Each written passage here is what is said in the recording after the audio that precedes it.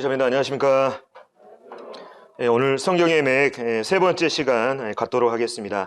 오늘 세 번째 시간을 마지막으로 이제 천년 왕국과 관련된 이 시간들을 오늘 시간을 통해서 정리하도록 하겠습니다.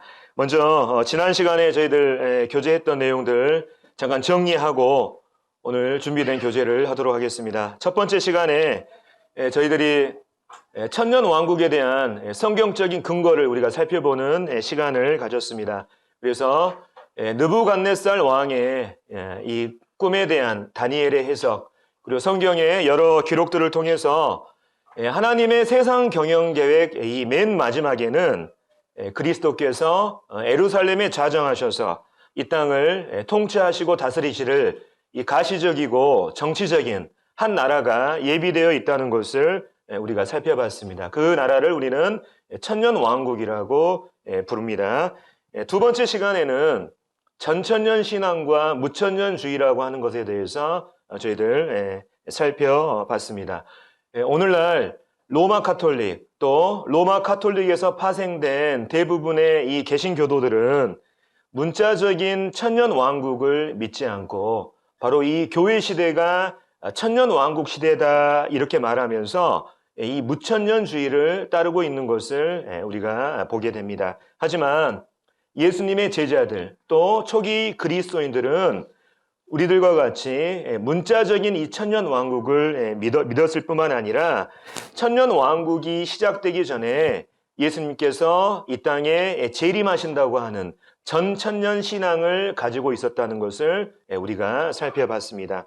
뿐만 아니라 특별히 알렉산드리아 학파의 영향으로 인해서 이제 기독교계 안에 성경을 문자적으로 해석하는 것이 아니라 비유적으로 해석하는 새로운 신학 체계가 생겨났다는 것을 말씀을 드렸고, 성경을 해석하는 일반적인 첫 번째 원칙은 바로 성경의 주제와 배경, 문맥을 고려한 문자적인 해석 방법이라는 것을 말씀을 드렸습니다. 자, 이제 오늘 세 번째 시간, 세대주의적 전천년주의와 역사적 전천년주의에 대해서 교제하겠습니다. 상당히 어려운 말이죠.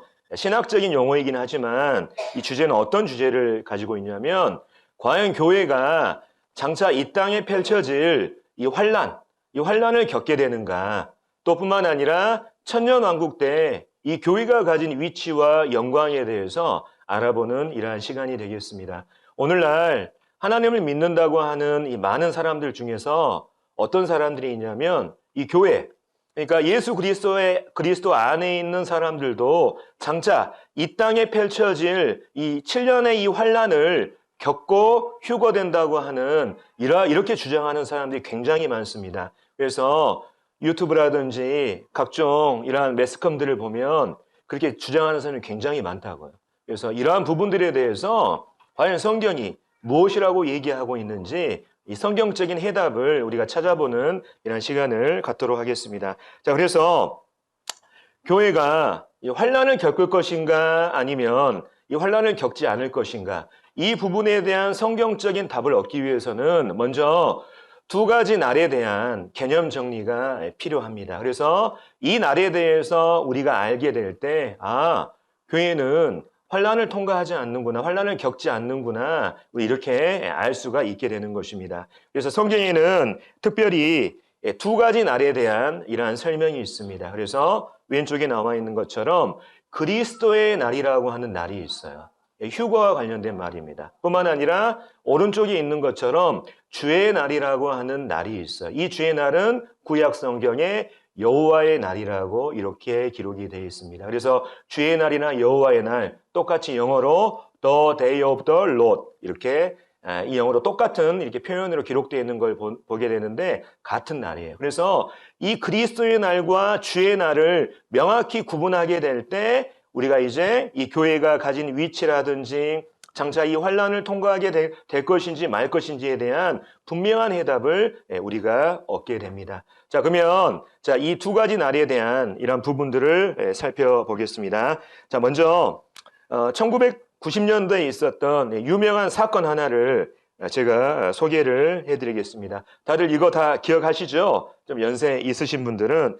그래서 그 하나님을 믿는다고 하는 이러한 사람들 중에 이 다미성교회라고 하는 이러한 사람들이 있었습니다. 소속된 사람들이 오른쪽 위에 그 피켓 보이시죠? 1992년 10월 28일에 예수님께서 공중 재림하신다. 휴거가 일어난다. 그날에 이 땅에 있는 모든 교회들이 하늘로 끌려 올라가게 된다. 그러면서 시한부 종말론을 주장했던 굉장히 유명한 사건이 있었어요. 그래서 너무나 유명한 사건이기 때문에 이때 생방송으로 이것을 중계한 적이 있었습니다. 그렇죠? 그래서 여기 아마 그런 부분, 그것들을 이제 시청하신 분들도 계실 텐데 어떻게 됐습니까? 네, 불발로 끝났죠. 불발로 끝났다고요. 이 사람들이 딱 시간 정해놓고 92년 10월 28일 12시에 교회가 휴거된다고 이렇게 주장했다고. 그래서 밑에 나온 것처럼 막 휴거를 기다리면서 흰 옷을 입고 막 손 흔들면서 이렇게 막 광신도들처럼 이렇게 이 날을 기다리는 이 날이 있어. 이러한 사건이 있었는데, 불발로 끝났죠. 이러므로 말미암아 기독교계에 굉장한 타격이 있었습니다. 그래서 우리가 성도들이 믿는 이 휴거에 대한 이 진리가 바로 이 사건을 통해서 그 빛을 잃게 됐어요. 뿐만 아니라 오늘날 교회 안에서 하나님 믿는다고 하는 사람들 중에서 이 휴거라는 말을 꺼내게 되면 저 사람 이상한 사람 아니야? 이 다미성교회 같은 이상한 이러한 눈으로 보는 이러한 경향들이 생겼다고요. 그래서 일반 교회에서도 이 휴거에 대해서 쉽게 얘기하지 못하는 이러한 일들이 있었습니다. 하지만 성경은 분명히 이 휴거에 대해서 우리에게 밝히고 있는 것을 보게 됩니다. 자, 말씀을 근거로 살펴보겠습니다. 자, 데살로니가전서 4장 16절, 17절에 보면 자, 이런 말씀이 있습니다. 제가 읽겠습니다. 주께서 호령과 천사장의 소리와 하나님의 나팔 소리로 하늘로부터 친히 강림하시리니 그리스도 안에서 죽은 자들이 먼저 일어나고 그 후에 우리 살아남은 자들도 그들과 함께 구름 속으로 끌어올려 공중에서 주를 영접하게 하시리니 그리하여 우리가 항상 주와 함께 있으리라. 자, 여기 말씀에 보면 주께서 호령과 천사장의 소리와 하나님의 나팔 소리로 하늘로부터 강림하시게 될 때 두 가지 일이 일어난다고 기록이 되어 있습니다. 첫 번째는 뭡니까? 그리스도 안에서 죽은 자들이 먼저 일어난다. 다시 말하면 예수님을 믿고 죽었던 이 성도들이 부활하게 되는 이러한 일이 있음을 말하고 있죠. 뿐만 아니라 그 다음 사건, 그 후에 이 땅에 있는 우리 살아남은 자들도 그들이 누굽니까? 부활한 성도들과 함께 구름 속으로 이제 끌어올려서 공중에서 주님을 만나게 되는 이 일이 있다고 성경은 우리에게 분명히 말하고 있습니다. 특별히 여기에 구름 속으로 끌어올린다 하는 이 표현이 있죠. 이 끌어올린다고 하는 이 단어가 그리스어, 하르파조라고 하는 이 단어로 기록되어 있습니다. 영어로는 캐치업이라고 해요. 캐치업. 그래서 캐치업이란 말이 잡아서 위로 들어올린다 이런 뜻을 가지고 있잖아요. 그렇죠? 그래서 이것을 한문으로 표현할 때 휴거라고 이렇게 얘기합니다. 그래서 끌어올린다 하는 이 표현을 가지고 우리가 휴거란 말을 쓰기도 하고 하르파조라는 말을 쓰기도 하고 캐치업, 또 다른 말로 랩처라고 하는 이런 단어를 써서 이 끌어올린다고 하는 이 표현을 쓰고 있는 것을 보게 됩니다. 그래서 이 휴거가 분명히 성경에 있습니까? 없습니까? 있는 거예요. 뿐만 아니라 데살로니가 전서 말씀뿐만 아니라 고린도전서 15장 말씀에도 이러한 말씀을 뒷받침하고 있습니다. 제가 읽겠습니다. 보라, 내가 너희에게 비밀을 말하노니 우리가 다 잠잘 것이 아니요 마지막 나팔에 순식간에 호련히 다 변화되리니 나팔 소리가 나매 죽은 자들이 썩지 아니할 것으로 다시 살아나고 우리도 변화되리라 하면서 이제 하나님의 마지막 나팔 소리가 울려 퍼질 때 그리스도 안에 있는 모든 자들이 썩지 아니할 것으로 다시 살아나고 주님과 같은 위대한 부활체로 변화되는 이러한 일이 있음을 성경이 우리에게 분명히 밝히고 있습니다. 그래서 이 날 교회가 공중에서 주님을 만나서 주님을 영접해서 주님을 만나는 이 날을 성경에서는 뭐라고 얘기하냐면 그리스도의 날이라 그래요. 따라 한번 해보시겠습니다. 그리스도의 날. 네, 성경은 분명히 이 날을 그리스도의 날이라고 말하고 있는 것을 보게 됩니다. 그래서 이 휴거라고 하는 것, 끌어올린다고 하는 것은 그 이상한 교리가 아니라 성경에서 밝히고 있는 건전한 교리고 장차 이루어질 분명한 사건임을 성경이 우리에게 말하고 있죠.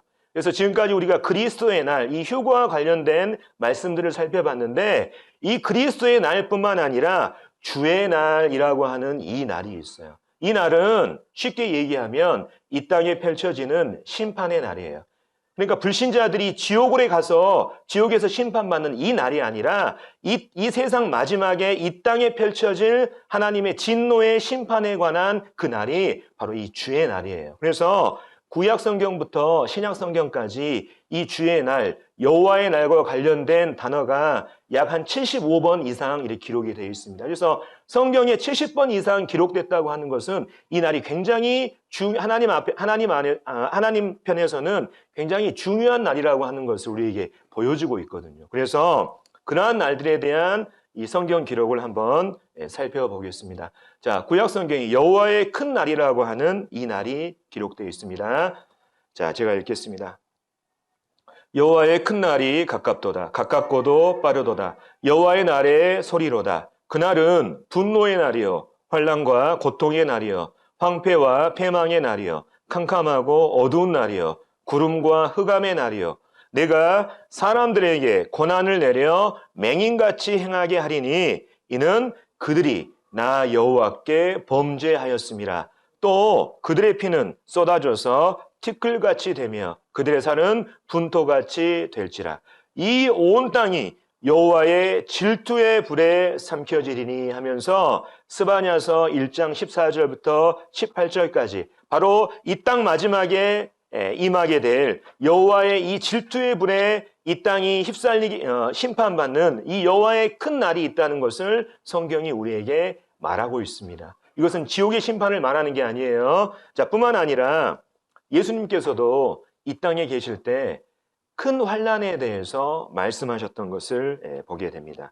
자, 이 말씀을 보면 이는 그때에 큰 환난이 있겠습니다. 창세로부터 지금까지 이런 환난이 없었고 후에도 없으리라. 예수님 당시에 창세로부터 한 번도 겪어보지 못한 큰 환난이 앞으로 있게 될 것이다. 이렇게 말씀하셨고 밑에 있는 누가복음 말씀에는 또 예수님이 이렇게 말씀하셨습니다. 이 날과 관련돼서 사람들이 세상에 임할 일을 생각하고 무서워함으로 기절하리니 이는 하늘의 권능들이 흔들리겠습니다. 다시 말하면 천체가 흔들리는 이러한 무서운 일들이 있다 이 말이에요. 그때에 사람들이 인자가 구름을 타고 능력과 큰 영광으로 오는 것을 보리라. 그래서 창세 이후로 한 번도 이 땅에 펼쳐지지 않았던 그 전무후무한 이러한 특별히 하늘의 이 천체들이 흔들리는 이러한 무서운 환난이 이 땅에 있게 될 것이라고 말씀하시고, 자, 여기 보면 이 말씀에 보면 그때에 사람들이 인자가 구름을 타고 능력과 큰 영광으로 오는 것을 보리라 이렇게 기록되어 있죠. 다시 말하면 예수님의 지상 재림 이전에 어떤 일이 있다는 거예요? 이 환난이 있다는 거예요. 이 환난이 펼쳐진 이후에 예수님께서 이 땅에 지상 재림한다는 이 말씀 우리가 알 수가 있는 것입니다. 자, 뿐만 아니라 이제 신약 성경에 보면 멸망에 대해서도 기록이 되어 있습니다. 이따 우리가 이제 이 데살로니가전서 5장에 있는 말씀을 이제 잠깐 살펴볼 텐데, 자, 읽겠습니다. 그들이, 여기서 말하는 그들은 누구냐면 불신자를 얘기하는 거예요. 불신자, 이 땅에 있는 불신자. 그들이 평안하다, 안전하다 할 그때에 임신한 여자에게 해산의 고통이 이름과 같이 멸망이 갑자기 그들에게 이르니니 결코 피하지 못하리라. 이 멸망은 지옥의 심판 얘기하는 게 아니에요. 아까 이 땅에 펼쳐지는 주의 날과 관련된 얘기입니다. 이따 우리는 이 데살로니가전서 말씀을 살펴볼 것입니다. 그래서 신약 성경에도 바로 이 불신자들에게, 이 땅에 있는 불신자들에게 멸망이 임하는 그날이 있다는 것을 성경이 우리에게 분명히 밝히고 있습니다. 또 한 가지 말씀을 더 보겠습니다. 자, 요한계시록에 보면 또 진노의 큰 날이라고 하는 이 날이 기록이 되어 있어요. 제가 읽겠습니다. 땅의 임금들과 왕족들과 장군들과 부자들과 강한 자들과 모든 종과 자유인이 굴과 산들의 바위 틈에 숨어 산들과 바위에게 말하되 우리 위에 떨어져 보좌에 앉으신 이의 얼굴에서와 그 어린 양의 진노에서 우리를 가리라. 그들의 진노의 큰 날이 이르렀으니 누가 능히 서리요 하더라. 자, 계시록 6장부터는 어떤 말씀이냐면 이 땅에 펼쳐지는 환란의 기간 때에 어떤 일이 벌어질까에 대한 이 말씀들이 요한계시록 6장부터 19장까지 쭉 이렇게 기록되어 있는 것을 보게 됩니다. 그래서 이 사도 요한이 6장부터 11장까지 이 땅에 펼쳐지는 환란의 이 전반적인 부분들을 먼저 기록해 놓고 이제 12장부터 19장까지 다시 그 환란의 이 주인공들, 거기에 대해서 주제가 되는 이런 역할들을 하는 이러한 사람들이나 사건들을 중심으로 다시 한번 설명하는 이러한 구조로 되어 있는데 이 환란의 기간 동안에 이 진노의 큰 날이 이 땅의 불신자들에게 임한다고 하는 것을 성경에서는 분명히 말하고 있습니다. 그래서 방금 우리가 살펴본 이 날이 있잖아요. 이 땅에는 불신자들이 심판받는 이 날을 성경에서는 주의 날이라고 합니다. 무슨 날이라고요? 주의 날. 그래서 아까 우리가 처음에 살펴봤던 교회와 관련된 날은 어떤 날이에요? 그리스도의 날. 그리고 이 땅에 있는 이 불신자들이 하나님의 진노의 심판을 받는 이 날을 주의 날이라고 하는 거예요. 이 개념을 우리가 명확히 이해해야지만 이제 교회가 환란을 겪게 되는지 겪게 되지 않는지 이것을 우리가 명확히 알 수가 있게 되는 것입니다. 그래서 지금까지 우리가 살펴봤던 부분들을 이제 정리를 하면 성경에는 그리스도의 날이 있고 주의 날이 있습니다. 이 그리스도의 날이 휴거와 관련된 날이고 이 주의 날을 다른 말로 구약 성경에서는 여호와의 날이라고 해요. 그래서 이 그리스도의 날, 이 날은 무엇과 관련되냐면 교회와 관련된 날이에요. 이 땅에 있는 이 교회가 주님을 만나는 그 영광스러운 날, 그리고 주님을 만나서 이제 보상받는 그 날, 이 즐거운 날을 그리스도의 날이라고 하는 것입니다. 반면에 오른쪽에 나와 있는 이 주의 날이 있잖아요. 이 날은 심판의 날이에요. 이 날의 대상은 누굽니까? 교회가 아니라 불신자들이에요. 그래서 이 날을 표현할 때 하나님의 진노, 심판, 멸망, 어두움, 황폐 이러한 단어들로 이 주의 날, 여호와의 날이 묘사되고 있는 것을 보게 됩니다. 그래서 이 날을 우리가 어떻게 해야 된다고요? 분명히 구분할 줄 알아야 된다고. 성경은 이것을 분명히 구분하고 있습니다. 그래서 우리가 이제 그리스도의 날과 주의 날에 대한 이 개념 정리를 마쳤으니까 이제 본격적인 주제인 교회가 과연 이 주의 날, 이 환란을 겪을 것인가 겪지 않을 것인가 이 부분에 대한 주제로 이제 넘어가도록 하겠습니다. 자, 이제 우리가 지금까지 이제 배웠던 부분들을 이제 정리를 하자면 우리가 첫 시간에 이 주의 날 배웠고 또 그리스도의 지상 통치와 관련된 일관된 시나리오를 우리가 살펴봤습니다. 그래서 현재 우리가 지금 이 교회 시대에 살고 있죠. 그리고 하나님의 세상 경영 맨 마지막에는 바로 그리스도의 지상 통치, 즉 천년 왕국이 계획되어 있다는 것을 우리가 다 알고 있습니다. 그리고 뿐만 아니라 이 교회 시대와 그리스도의 지상 통치 사이에 뭐가 있다고요? 바로 이 땅의 환란. 다시 말하면 주의 날이라고 하는 이것이 예비되어 있음을 우리는 알고 있습니다. 자, 그렇다면 문제는 뭐냐면 바로 이 휴거, 이 끌어올림의 시점이 과연 언제 이 휴거가 일어날 것인가? 거기에 따라서 하나님을 믿는 사람들 중에서도 각각 견해가 달라요. 어떤 사람들은 환란 전에, 이 교회가 환란 전에 휴거된다. 교회는 환란을 겪지 않는다. 이렇게 말하는 사람들도 있고 어떤 사람들은 교회가 환란을 전부 다 통과하고 심판을 받은 다음에 이제 그때야 이제 주님께서 오신다. 이렇게 말하는 사람들도 있고 어떤 사람들은 환란을 겪는데 환란 중간기에 예수님이 오셔서 교회를 데려가시고 이제 이 땅에 또 다른 환란의 기간들이 펼쳐진다 이렇게 말하는 사람들이 있어요. 그래서 이것을 정리를 하면 환란 전 휴거, 환란 후 휴거, 환란 중 휴거 하나님을 믿는 사람 중에서 이런 견해들을 가진다고. 그래서 이러한 견해를 가졌다고 해서 구원받지 못한 것은 아닙니다. 다만 분별이 다른 거예요. 자, 그래서 어떠한 것이 성경적인지를 이제 우리가 살펴보고자 합니다. 자, 먼저 환난 전 휴거에 대해서 살펴보겠습니다. 환난 전 휴거. 자, 교회는 바로 이 땅에 환난이 시작되기 전에 휴거된다. 이게 환난 전 휴거예요. 그래서 예수님이 이 땅에 환난이 시작되기 전에 공중 재림, 즉 공중에서 내려오셔가지고 이 교회를 데려가는 이 일이 있다. 그리고 이제 이 땅에 이 환난의 이 마지막이 이를 때 예수님께서 이제 그 데려간 성도들을 다시 데리고 이 땅에 재림하신다. 고로 교회는 이 땅에 펼쳐지는 이 주의 날 환난을 겪지 않는다. 이게 바로 환난 전 휴거라는 이러한 개념입니다. 그래서 여기에서는 예수 그리스도의 공중 재림과 지상 재림을 이렇게 구분하고 있죠. 자, 뿐만 아니라 자, 환난 후에 휴거된다는 사람들이 있어요. 교회는 이 땅에 펼쳐지는 이 환난을 전부 다 통과한다. 자, 왜 이 사람들이 이러한 주장을 하냐면 마태복음 24장에 있는 이스라엘을 교회라고 영위하기 때문에 그래요.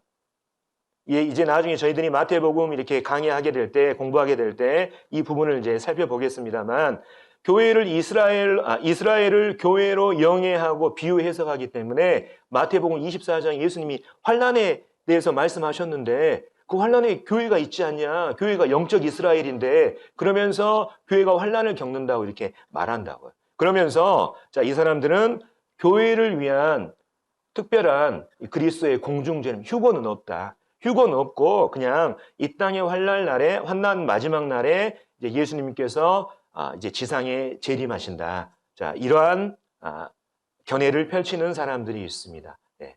교회가 전부 다 이 환난을 겪고 이제 주님을 만난다. 자, 또 뿐만 아니라 환난 중간기에 휴거된다고 하는 사람들도 있어요. 교회가 환난을 겪기는 해. 근데 특별히 대환난, 이 환난 기간에 펼쳐지는 이 중반 부분에 시작되는 이 대환난만큼은 하나님께서 교회로 하여금 면하게 하신다 이렇게 말하면서 환난을 겪기는 겪지만 이 땅에 펼쳐지는 환난의 중간기에 이제 교회가 휴거되고 나중에 환난의 마지막에 예수님께서 이 땅에 함께 내려온다, 교회와 함께 내려온다 이렇게 주장하는 이러한 사람들이 있습니다. 자, 지금 저희는 지금 이 교회, 저희들은 지금 어떤 걸 믿고 있습니까? 지금 어떤 걸 믿고 있습니까? 이 세 가지 중에 우리는 환난 전 휴거를 지금 믿고 있어요. 환난 전 휴거를 믿고 있다고. 교회는 환난을 절대 통과하지 않는다. 겪지 않는다. 그 전에 주님께서 공중에 오셔서 우리를 데려가는 이 끌어올림이 그 전에 있게 된다. 우리는 이렇게 믿고 있는데 과연 우리가 믿고 있는 것이 진짜 성경적인 것인지 아니면 그냥 교회가 그렇게 가르치고 그렇게 믿으라고 하니까 믿는 것인지 오늘 이 성경적인 해답을 통해서 과연 성경은 여기에 대해서 뭐라고 말하고 있는지를 우리가 분명히 알아보고 우리가 이 부분에 대한 평안을 가지셨으면 좋겠습니다. 오늘날 이 환난 후 휴거, 교회가 환난을 통과한다고 주장하는 이러한 교회들이 많아요. 목사들이 교회도 환난을 통과하니까 미리미리 준비해야 됩니다. 이렇게 말하면서 성도들을 불안하게 하고 두려움을 갖게 하는 이러한 또 평안을 잃게 하는 이러한 교회들, 이러한 목사들이 정말로 많거든요. 근데 성경은 분명히 이 교회가 환난 전에 주님을 만나게 될 것이라고 우리에게 가르치고 있습니다. 그래서 이제 데살로니가 전서와 후서에 있는 말씀을 중심으로 좀 이 부분을 이제 살펴볼 거예요. 아까 그리스도의 날과 주의 날 분명히 구분되셨죠? 자, 이제 그것을 알고 이제 성경을 한번 살펴보겠습니다. 데살로니가 전서 5장 1절부터 10절까지를 제가 쭉 읽겠습니다. 여기 이제 주의 날이 나옵니다. 자, 읽겠습니다. 5장 1절부터 형제들아 때와 시기에 관하여는 너희에게 쓸 것이 없음은 주의 날이 밤에 도둑같이 이를 줄을 너희 자신이 자세히 알기 때문이라. 그들이 평안하다 안전하다 할 그때에 임신한 여자에게 해산의 고통이 이름과 같이 멸망이 갑자기 그들에게 이르리니 결코 피하지 못하리라. 형제들아 너희는 어둠에 있지 아니하매 그 날이 도둑같이 너희에게 임하지 못하리니 너희는 다 빛의 아들이요 낮의 아들이라. 우리가 밤이나 어둠에 속하지 아니하나니 그러므로 우리는 다른 이들과 같이 자지 말고 오직 깨어 정신을 차릴지라. 자는 자들은 밤에 자고 취하는 자들은 밤에 취하되 우리는 낮에 속하였으니 정신을 차리고 믿음과 사랑의 호심경을 붙이고 구원의 소망의 투구를 쓰자. 하나님이 우리를 세우심은 노하심에 이르게 하심이 아니요 오직 우리 주 예수 그리스도로 말미암아 구원을 받게 하심이라. 예수께서 우리를 위하여 죽으사 우리로 하여금 깨어 있든지 자든지 자기와 함께 살게 하려 하셨느니라. 자, 이제 특별히 이제 4장 13절부터 17절까지는 아까 우리가 말한 그리스도의 날과 관련되어 있는 거예요. 교회의 휴거. 근데 5장부터는 주제가 바뀝니다. 뭐가 나옵니까? 어떤 날이 나와요? 주의 날이라고 하니 환난과 관련된 날이 나오는 거예요. 그래서 5장 1절에 보면 형제들아 때와 시기에 관하여는 너희에게 쓸 것이 없음은, 자, 무엇에 대한 때와 시기예요? 2절에 나오는 주의 날에 대한 때와 시기예요. 주의 날에 대한 이 때, 주의 날이 아까 뭐라고 말씀드렸죠? 이 땅에 펼쳐지는 전무후무한 하나님의 불신자들 향한 심판, 이 환난을 지금 뜻하는 것이라고 말씀을 드렸잖아요. 그래서 자, 데살로니가 성도들도 이것에 대해서 잘 알고 있었습니다. 주의 날, 이 주의 날이라고 하는 것이 바로 밤에 도둑같이 임한다고 하는 사실을 잘 알고 있었어요. 근데 중요한 건 뭡니까? 3절, 4절에 보면 이 주의 날이 과연 누구에게 도둑같이 임하냐? 이것이 중요한 부분이죠. 그래서 3절에 보면 자, 그래서 그들이 나오죠. 그 다음에 여기에 보면 너희라고 하는 말이 나옵니다. 여기서 굉장히 중요한 게 뭐냐면 너희라고 하는 이 대명사하고 그들이라고 하는 대명상을 반드시 구분하는 거예요. 여기서 말한 너희는 누굽니까? 구원받은 형제들, 성도들 얘기하는 거예요. 3절에 나오는 그들은 누굽니까? 구원받지 못한 불신자들 얘기하는 거. 이 대명사만 잘 구분하면 이 문제가 풀립니다. 그래서 자, 주의 이 날이라고 하는 것이 밤에 도둑같이 이르는데, 자, 3절에 보면 그들이 평안하다 안전하다 할 그때에 임신한 여자에게 해산의 고통이 이른과 같이 멸망이, 그래서 이 주의 날의 다른 표현이 뭐라고 표현되어 있습니까? 멸망이라고 하는 말로 표현이 되는 거예요. 멸망이 갑자기 그들에게 이르노니 결코 피하지 못하리라. 그래서 이 멸망, 주의 날이라고 하는 것이 누구에게 임한다고요? 그들, 예수님 믿지 않은 이 불신자들에게 임한다고요. 4절에 보면 자, 이 말씀이 있습니다. 형제들아 너희는 어둠에 있지 아니하매 그날이 도둑같이 너희에게 임하지 못하리니 너희는 다 빛의 아들이요 낮의 아들이라. 우리가 밤이나 어둠에 속하지 아니하나니. 자, 이사야의 내용들을 정리하면 주의 날은 누구한테 임합니까? 밤에 속한 사람들에게 어떻게 임하는 거예요? 갑자기 임하는 거예요. 그들이 이 땅에 있으면서 평안하다 안전하다 그럴 때에 이 멸망이라고 하는 이 주의 날이, 이 땅의 환난이 그들이 갑자기 임한다고요. 이 주의 날이 누구한테 적용 대상이라고요? 불신자들. 근데 4절에 보면 형제들아 너희는 어둠에 있지 않다. 너희는 밤에 속한 사람들이 아니다. 너희는 낮에 속한 사람들이다. 그렇기 때문에 그날이 너희에게 임하지 않는다. 지금 성경은 우리에게 이렇게 말하고 있습니다. 뿐만 아니라 자, 이제 6절부터 당부를 하죠. 어떤 부분에 대한 당부를 하냐면 너희가 하나님 믿는 사람들이기 때문에 구원받았기 때문에 이 주의 날이라고 하는 이 환난이 너희에게 임하지는 않지만 너희가 이 땅을 사는 이 신앙의 방식이 불신자들과 같은 이러한 방식이 되어서는 안 된다. 너희들 전부 다 낮에 속한 사람들이 아니냐. 전부 다 빛의 아들들이 아니냐. 너희들 나중에 이 밤에 속한 사람들, 어둠에 속한 사람들은 이 멸망이라고 하는 이 주의 날이 그들에게 임하는데 너희는 이 사람들과는 다른 사람들이다. 너희는 이 멸망을 받기 전에 어떤 일이 너희에게 예비되어 있냐면 우리가 공중에서 주님을 만나게 되는 그 영광스러운 날이 예비되어 있는데 너희가 이 땅을 사는 삶의 방식이 과연 어떠해야 되겠느냐. 지금 이것을 지금 권면하고 있는 거예요. 그러니까 밤에 속한 사람들, 불신자들처럼 살지 말라 이거예요. 그래서 6절에 보면 이런 말씀이 있습니다. 그러므로 우리는 다른 이들, 여기서 다른 이들이 누굽니까? 불신자들이에요. 어둠에 속한 사람들, 밤에 속한 사람들, 우리는 다른 이들과 같이 자지 말고 오직 깨어 정신을 차릴지라. 7절, 8절. 자는 자들은 밤에 자고 취하는 자들은 밤에 취하되 우리는 낮에 속하였으니 정신을 차리고 믿음과 사랑의 호심경을 붙이고 구원의 소망의 투구를 쓰자. 자, 그래서 4장 마지막 절에 그리스도의 날에 대해서 먼저 한번 설명합니다.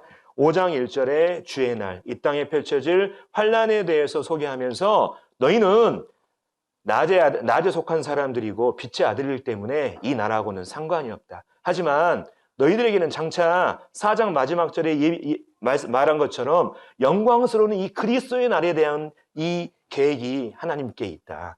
그렇기 때문에 너희가 장차 주님을 만나게 되는 그 날을 기다리면서 너희의 삶의 방식이 불신자들과 같은 이러한 삶을 살아서는 안 된다. 정신을 차리고 깨어 주님을 기다리는 이러한 삶의 방식이 너희들에게 더욱더 요구되는 것이다. 이렇게 말하면서 이제 9절에 보면 굉장히 중요한 말씀이 있습니다.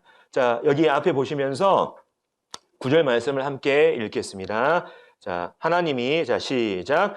하나님이 우리를 세우심은 노하심에 이르게 하심이 아니요 오직 우리 주 예수 그리스도로 말미암아 구원을 받게 하심이라. 이 말씀은 우리가 구원받아서 천국에 간다는 말씀이 아니에요. 성경을 우리가 해석할 때 어떻게 해석해야 되겠습니까? 문맥에 맞춰서 해석하라 그랬죠? 여기 지금 전체 주제는 뭡니까? 주의 날을 우리가 겪게 되냐, 겪게 되지 않냐. 이 주제잖아요. 그러니까 이 말씀도 거기에 맞춰서 해석을 해야 되는 거예요. 하나님이 우리를 세우신, 하나님이 우리를 구원하신 이유는 노하심. 다시 말하면 하나님의 이 진노의 심판을 받게 하려는 것이 아니라 오직 우리 주 예수 그리스도로 말미암아 구원을 받게 하신다. 뭐로부터 구원을 받는 거예요? 주의 날로부터. 주의 날로부터 이 땅에 펼쳐지는 주의 날, 이거 천국 가냐 지옥 가냐 이게 아니고 이 땅에 펼쳐지는 이 진노의 날, 이 주의 날로부터 구원을 받게 하려 하심이라. 이렇게 딱 못 박아서 바울이 말하고 있는 것을 보게 됩니다. 자, 성경은 지금 성도들이 주의 날을 겪는다고요, 안 겪는다고요? 안 겪는다고요. 환난 전에 전부 다 예수님이 오셔서 저희 다 데려가십니다. 성경은 분명히 이렇게 말하고 있어요. 자, 뿐만 아니라 이제 데살로니가 후서 말씀도 한번 보겠습니다. 자, 데살로니가 후서 2장 말씀을 보겠습니다. 자, 데살로니가 전서가 있고 후서가 있죠. 데살로니가 전서 말씀에서 방금 바울이 뭐라고 얘기했습니까? 성도들에게 너희는 주의 날을 겪는다고요, 안 겪는다고요? 안 겪는다고요. 그런데 자, 데살로니가 후서로 넘어가면서 그 교회, 데살로니가 교회 안에서 이상한 일이 일어났어요. 자, 이제 이 일이 어떤 일이었는지 한번 보겠습니다. 2장 1절부터 3절까지만 보겠습니다. 형제들아, 우리가 너희에게 구하는 것은 우리 주 예수 그리스도의 강림하심과 우리가 그 앞에 모임에 관하여 영으로나 또는 말로나 또는 우리에게서 받았다는 편지로나 주의 날이 이르렀다고 해서 쉽게 마음이 흔들리거나 두려워하거나 하지 말아야 한다는 것이라. 사도 바울이 데살로니가 성도들에게 이 데살로니가 전서에서 여러분들은 절대 우리 성도들은 주의 날을 겪지 않습니다. 그 전에 우리는 모두가 휴거되는 일이 있습니다. 이렇게 분명히 밝혔는데 시간이 지난 후에 이제 데살로니가 후서를 기록할 무렵에 데살로니가 교회 안에 이상한 일이 있었어요. 여기 보면 영으로나 2절에 보면 영으로나 말로나 우리에게서 받아선 편지로나 이렇게 하면서 어떤 이상한 소문이 있었냐면 야, 구원받은 성도들도 이제 주의 날을 겪게 된대. 주의 날이 이르렀대. 이제 우리가 이 땅에 펼쳐지는 환난을 이 교회도 겪어야 된대 하는 이상한 가르침이 있었다고요. 자, 여기 나오는 2절에 나오는 주의 날이 있잖아요. 다른 성경에서는 그리스도의 날이라고 이렇게 번역이 되어 있는데 정말 정확한 번역은 주의 날입니다.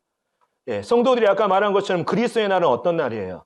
주님을 만나는 영광스러운 날이죠. 성도들이 그 영광스러운 이 날을 맞아들일 때 마음 가운데 불안하고 두려워하는 마음이 있겠어요? 아니에요.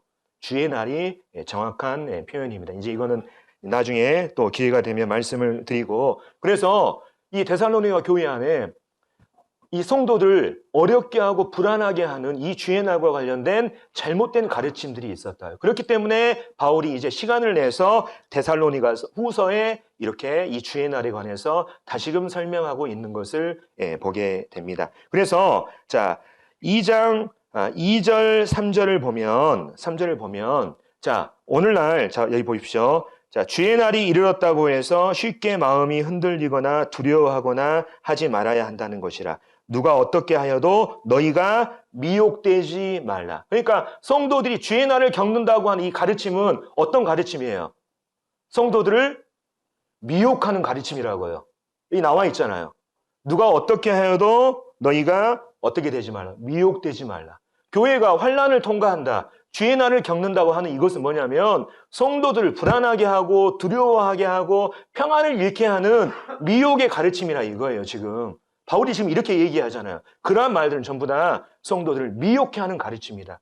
조심해라. 그러면서 이제 3절에 보면 자, 이 주의 날이 일어나기 위해서는 두 가지 사건이 먼저 일어나야 됨을 말하고 있는데 먼저 3절에 보면 먼저 배교하는 일이 있어야 된다고 얘기합니다. 배교. 배교라고 하는 이 일이 먼저 있어야 된다고 말하고 있는데 이 부분을 제가 이제 2장 후서 2장 전체를 제가 설명을 드리면 시간이 많이 가기 때문에 이 배교만 먼저 말씀을 드리겠습니다. 자, 여기 이 말씀에 보면 자, 앞에 한번 말씀 한번 보시겠습니다. 자, 누가 어떻게 하여도 너희가 미혹되지 말라. 그것은 미혹의 가르침이라 이거예요. 먼저 이 주의 날이 이르기 위해서는 자, 배교하는 일이 있어야 되고 또 두 번째로 저 불법의 사람, 이제 적그리스도입니다. 멸망의 아들이 나타나기 전에는 그 날이 이르지 아니한다. 그러니까 주의 날이 이르기 위해서는 뭐가 먼저 일어나야 돼요? 배교하는 일이 먼저 일어나야 된다. 이 배교라고 하는 이 단어가 그리스어 아포스타시아라고 하는 이 말로 번역이 됐어요. 영어로는 falling away. 이것도 다른 번역본에는 떨어져 나간다.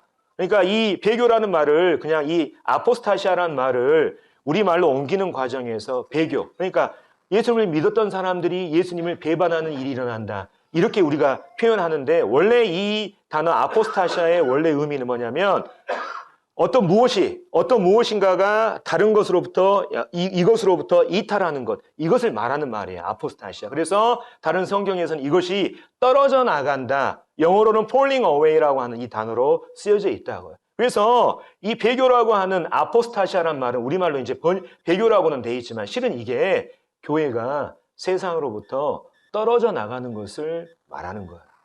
그것을 단지 우리말로 얘기할 때 배교라는 표현을 썼지 아포스타시아라고 하는 이 단어의 원래 뜻은 원래 있던 이것으로부터 떨어져 나가는 이것을 지금 설명하고 있는 것입니다.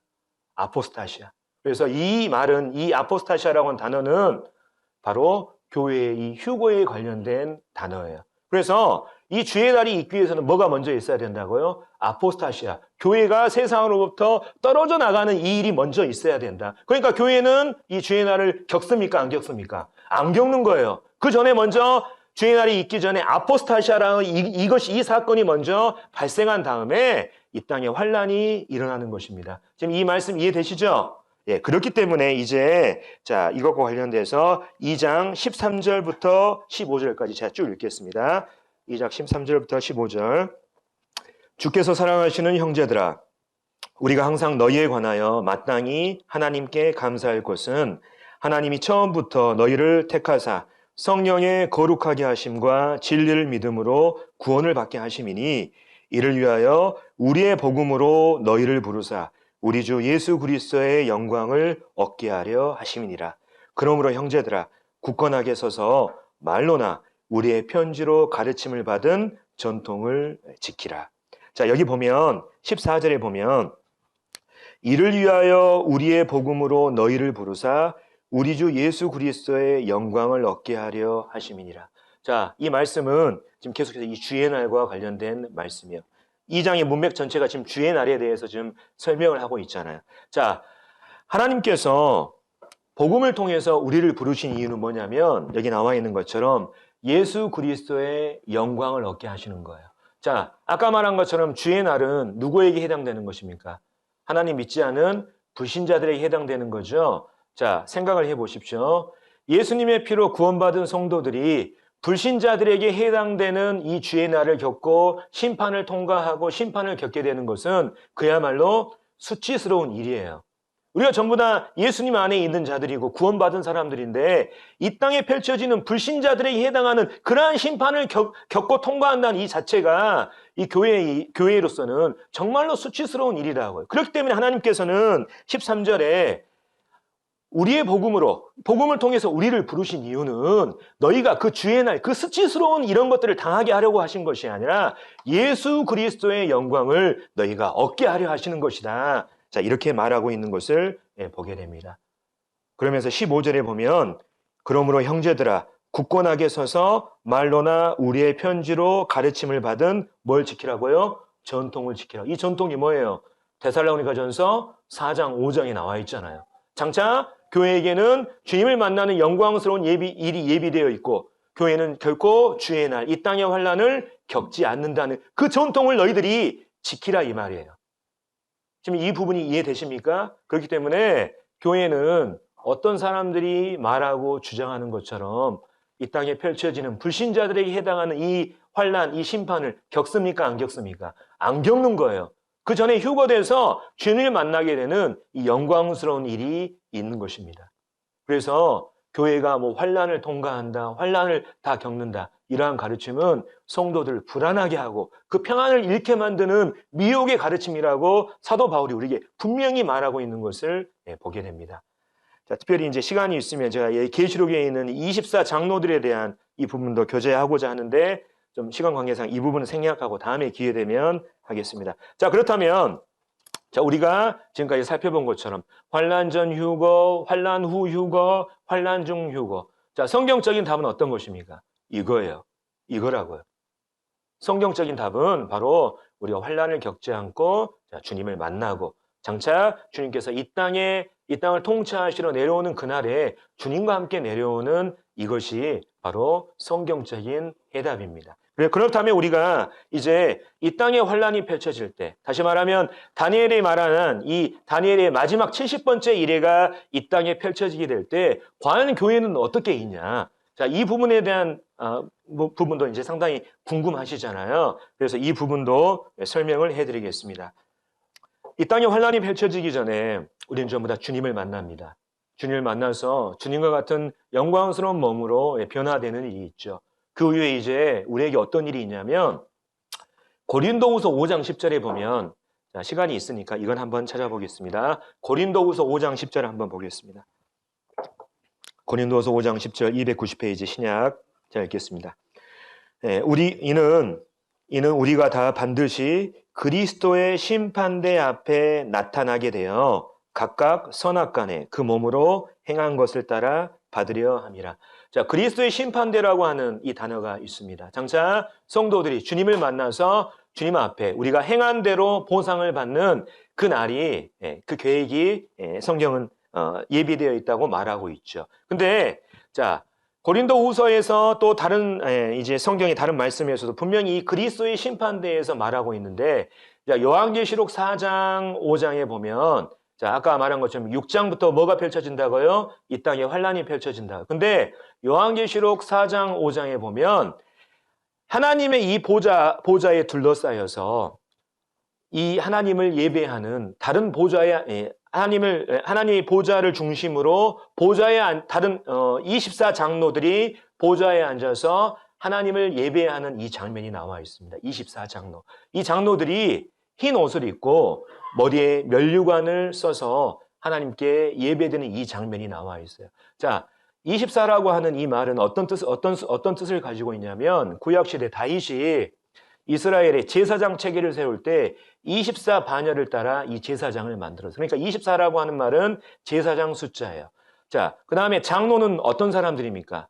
장로는 교회를 대표하는 사람들이잖아요. 그렇죠? 교회를 대표하는 직분이라. 그래서 24 장로라고 하는 이 말, 주님의 이 보좌에 앉아서 주님을 예배하는 24 장로는 흰 옷을 입고 머리에 면류관을 쓴 24 장로는 바로 교회를 대표하는 사람들이에요. 그래서 이미 환란이 6장이 시작되기 전에 4장, 5장에 이미 휴거돼서 이 교회를 대표하는 24 장로들이 흰 옷을 입고 머리에 면류관을 썼다 하는 이 말은 뭔 말이냐면 주님께로 가서 이미 그리스도의 이 심판대를 거쳐서 그들이 지금 현재 보상을 받았다고 하는 이것을 우리에게 보여주고 있는 것입니다. 그래서 이때 이러한 일들이 있게 되죠. 뿐만 아니라 이제 계시록 19장에 보면 하늘에 예수님과 그리스도의 신부인 교회가 혼인 예식을 치르는 장면이 잘 나와 있습니다. 그러면서 계시록 19장 마지막에 혼인 예식을 치른 다음에 예수님께서 자신의 신부를 데리고 이 땅에 내려오셔서 이 땅에 있는 이 불신자들, 이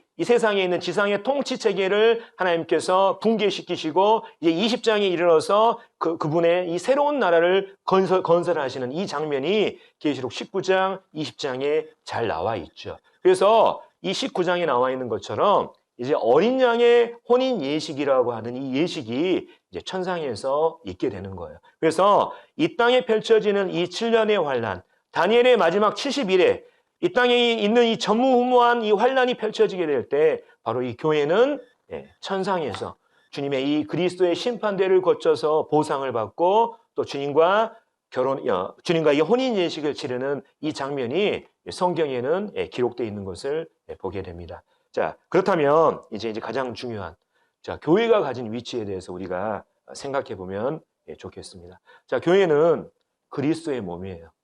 그리스도의 몸이라고. 이게 엄청난 것입니다. 그리스도의 몸이기 때문에 그분과 한 몸이기 때문에 그리스도의 영광을 우리의 것으로 삼을 수가 있는 거예요. 자, 여기 말씀에 보면 자, 교회는 뭐라고요? 그가 누굽니까? 예수 그리스도의 뭐라고요? 몸이라고요. 그는 몸인 교회의 머리라 이 말이에요. 지금 우리가 육체적으로는 예수님과 우리가 따로 떨어져 있지만 하나님께서 보시기에 우리와 예수 그리스도는 한 몸입니다. 한 몸으로 연합되어 있는 사람들이에요.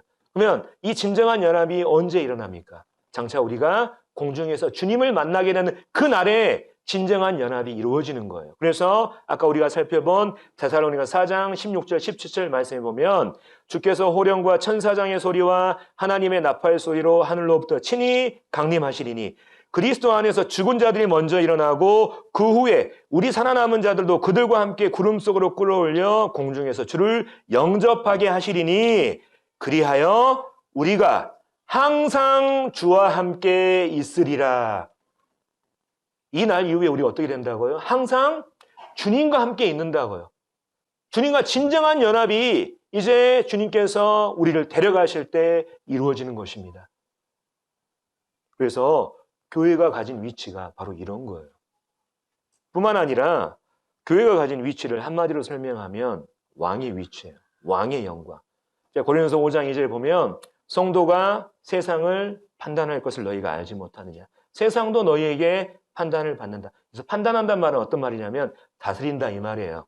성도가 장차 세상을 너희가 다스릴 것을 너희가 알지 못하느냐. 뿐만 아니라 계시록 5장 9절 10절 보면 자, 일찍이 죽임을 당하사 각 족속과 방언과 백성과 나라 가운데서 사람들을 피로 사서 하나님께 드리시고 그들로, 여기서 그들이 누굽니까? 교회 우리예요. 맞아요. 맞습니다. 그들로 우리 하나님 앞에서 나라와 제사장들을 삼으셨으니 이 사람들이 어떻게 한다고요? 그들이 어디에서요? 땅에서, 하늘에서 왕노릇 하는 게 아니에요. 성경에서 분명히 문자 그대로 이 땅에서 왕노릇 한다고 그랬잖아요. 이 땅에 예수님께서 지상 왕국을 세우시고 천년간 왕으로 통치하실 때 그리스도와 한 몸인 이 교회도 어떻게 한다고요? 땅에서 왕노릇 한다고요. 성경에서 분명히 얘기하고 있잖아요. 하늘에서 왕노릇 하는 것이 아니라 이 땅에서 그리스도의 통치에 우리가 함께 참여하는 영광스러운 일이 있게 된다고. 자, 계시록 20장에 보면 또 내가 보좌들을 보니 거기에 앉은 자들이 있어 심판하는 권세를 받았더라. 이 사람들이 교회를 대표하는 24장로들이에요. 근데 이 사람들에 대해서 성경이 뭐라고 얘기하냐면 자, 그들이 하나님과 그리스도의 제사장이 되어 천년 동안 그리스도와 더불어 뭐 한다고요? 왕노릇 한다고요. 왜 그렇습니까? 교회가 우리 주님과 한 몸이기 때문에 그래요. 우리가 주님을 만나고 나서 주님과 온전히 연합하게 되는 그 일이 있기 때문에 주님의 영광을 우리의 영광으로 우리가 삼을 수 있게 되는 것입니다. 그래서 예수님의 십자가의 사역이 단지 우리를 지옥에서 건져내서 천국으로 인도하는 이 사역으로 우리가 한정짓고 단정지으면 우리가 예수님을 엄청 무시한 거예요. 그분의 십자가의 사역을 우리가 과소평가한 겁니다. 그렇지 않아요. 우리를 지옥의 멸망에서부터 천국으로 인도하셨을 뿐만 아니라 우리의 위치 자체를 예수님의 위치로 바꾸신 것입니다. 그러니까 이게 얼마나 위대하고 영광스러운 거예요. 이러한 위치에 있는 사람들이 이 땅에 있는 불신자들에게 해당되는 이 심판을 겪는다는 것이 왜냐하면 말이 안 되잖아요. 그렇잖아요. 우리가 심판을 겪는다는 것은 뭐냐면 우리의 한 몸이신 예수님도 불신자들처럼 심판받는다. 이러한 이론들이 성립이 되는 것입니다. 교회는 이 환란이 있기 전에 어떻게 된다고요? 지상에서 휴거되는 이 일이 먼저 있는다고요. 데살로니가 전서, 후서 분명히 이 사실에서 밝히고 있고 성경의 여러 곳곳에서 여기에 대한 증거는 너무나 많습니다. 시간 관계상 제가 데살로니가 전서와 후서만 말씀을 드린 것뿐이에요. 자, 그래서 교회는 환란을 통과하지 않는다는 이 부분을 우리가 성경을 통해서 살펴봤고, 자, 정리하겠습니다. 자, 교회는 장차 이 땅에 펼쳐질 환란, 주의 날을 겪는다고요, 겪지 않는다고요? 겪지 않는다고요. 성경이 그렇게 말한다고요. 오늘날 교회가 환란을 겪는다고 하는 가르침들이 있는데 그것은 데살로니가서 2장에서 바울이 말한 것처럼 성도들을 불안하게 하고 두렵게 만드는 어떤 가르침이요? 미혹의 가르침이라고. 여기에 넘어가면 안 된다고요. 성경이 우리에게 어떻게 말하고 있는지 우리가 분명히 알아야 되죠. 자, 두 번째. 자, 이 교회의 위치에 대해서 우리가 다시 생각하셨으면 좋겠습니다. 자, 교회는 장차 공중에서 주님을 만나 주님이 가지신 모든 영광에 참여할 복된 소망이 예비되어 있습니다. 따라서 이것이 중요한 게 이 다음이 중요해요. 우리의 이 삶의 방식은 하나님을 모르는 불신자들과 같은 이 삶의 방식이 아니라 주님의 오심을 기대해야 하고 깨어 정신 차리는 이러한 삶을 살 것을 데살로니가전서 4장과 5장에서 성령께서 우리를 이러한 말씀들로 권면하고 있는 것을 보게 됩니다. 자, 그래서 오늘 이 3강을 마치면서 이제 천년왕국과 관련된 세 가지 주제를 전부 다 마치고요. 자, 다음 이제 네 번째 시간은 자, 이스라엘의 역사와 다니엘서의 배경에 관한 부분들을 잠깐 교제하기를 원합니다. 그래서 창세기 12장에 나오는 하나님께서 아브라함을 부르시는 장면부터 다니엘 시대, 이 이스라엘이 이 이방 민족으로 포로로 끌려가는 이러한 때까지의 역사, 그리고 이 다니엘서의 전체적인 이러한 배경들을 함께 살펴보면서 좀 성경을 좀 전체적으로 보는 또 생각해보는 이런 시간을 갖도록 하겠습니다. 이상으로 마치겠습니다.